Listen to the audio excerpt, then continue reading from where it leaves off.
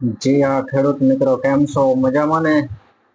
તો આજે આપણે ઘરે બેઠા જે કહેવાય કે સરકારશ્રી દ્વારા હમણાં નવો જે નિયમ જે પરિપત્ર જાહેર કરવામાં આવ્યો કે ફાર્મર રજિસ્ટ્રી અમલીકરણ માટે કે દરેક ખેડૂત જે ખાતેદાર જે રહ્યા તેઓને ફરજિયાતપણે રજીસ્ટ્રેશન કરવાનું રહેશે, જે ફાર્મર આઈડી કાર્ડ કઢાવવાનું રહેશે. તો આપણે આજે એના વિશે વાત કરવાના છે કે ભાઈ ફાર્મર રજિસ્ટ્રી કઈ રીતે કરવું, ઘરે બેઠા આપણે મોબાઈલમાંથી કઈ રીતે કરી શકીએ, કયા કયા ડોક્યુમેન્ટની જરૂર પડશે, અને એ સિવાય કે આપણે બીજે કઈ કઈ જગ્યાએ ફાર્મર રજિસ્ટ્રી કરી શકીએ. તો તેના માટે આપણે આજે વાત કરવાના છીએ કે ફાર્મર રજિસ્ટ્રી શું છે.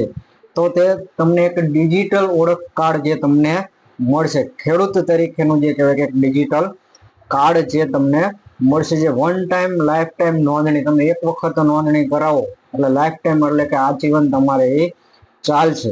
તો તે કઈ રીતે આપણે કરી શકીએ અને તેનાથી આપણને કયા કયા લાભો મળે છે, તો તેના વિશે પણ આજે આપણે વાત કરવાની છે કે ફાર્મર રજિસ્ટ્રીનો ઉદ્દેશો શું છે, કે તેના કારણે આપણને ઘણા બધા લાભો મળતા હોય છે. જે આપણને પીએમ કિસાન વાળો જે હપ્તો 2000 નો હપ્તો જે આપણા ખાતાની અંદર જે જમા થાય છે, જો તમે ફાર્મર રજિસ્ટ્રી નહીં કરો તો તમારો તે હપ્તો ત્યાં સુધી તમને મળશે નહીં.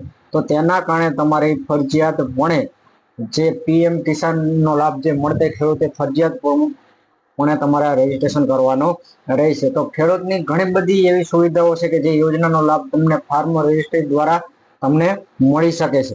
તો જે મહેસૂલ વિભાગના રેકોર્ડ ખેડૂતના આધાર કાર્ડ સાથે સીધું તમારું ખાતું જે જમીન ખાતા જે રહી લિંક થઈ જાય છે. પછી પ્રધાનમંત્રી ફસલ બીમા યોજના જે રહી તેનો પણ તમને ડાયરેક્ટ લાભ મળે છે. અને ત્યાર પછી પ્રધાનમંત્રી કિસાન સન્માન નિધિ જે પીએમ કિસાનના જે 2000 નો હપ્તો મળે છે, તો તે પણ તમને મળી શકશે.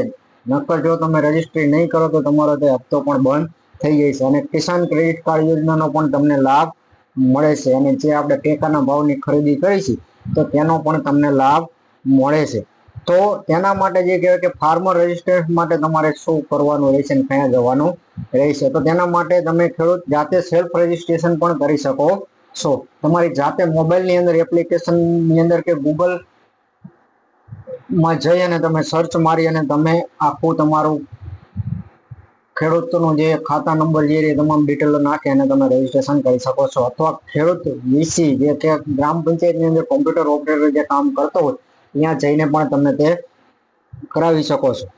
તો તેના માટે કયા કયા કાગળોની જરૂર છે, તો કે ખેડૂત પાસેથી જરૂરથી વિગતો જે કે આધાર કાર્ડ છે, તમારું આધાર લિંક મોબાઈલ નંબર, પછી 7/12 સર્વે નંબર જે રહ્યા, પછી જે તમારા આધાર કાર્ડ સાથે જે પણ નંબર લિંક હોય તે મોબાઈલ નંબરની તમારે જરૂર પડશે.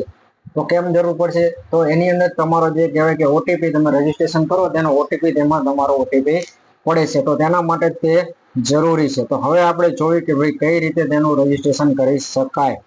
તો તેનું રજીસ્ટ્રેશન કરવા માટેના ઘણા બધા સ્ટેપ છે. એ સ્ટેપ વારાફરતી આપણે જોઈશું કે ભાઈ કયા સ્ટેપથી કઈ રીતે આપણે તેનું રજીસ્ટ્રેશનની પ્રક્રિયા પૂરી કરી શકીએ. તો વીએલઈ કે વીસી સૌ પ્રથમ ઓપરેટર તરીકે તેનું લોગિન કરવાનું રહેશે અને ખેડૂત આધારનું ઓટીપી કેવાયસી કરવાનું રહેશે.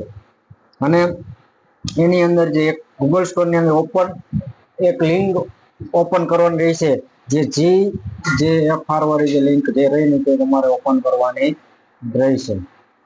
ત્યારબાદ તમે તે રજીસ્ટ્રેશન કરી શકશો. જય હિન્દ, જય ભારત.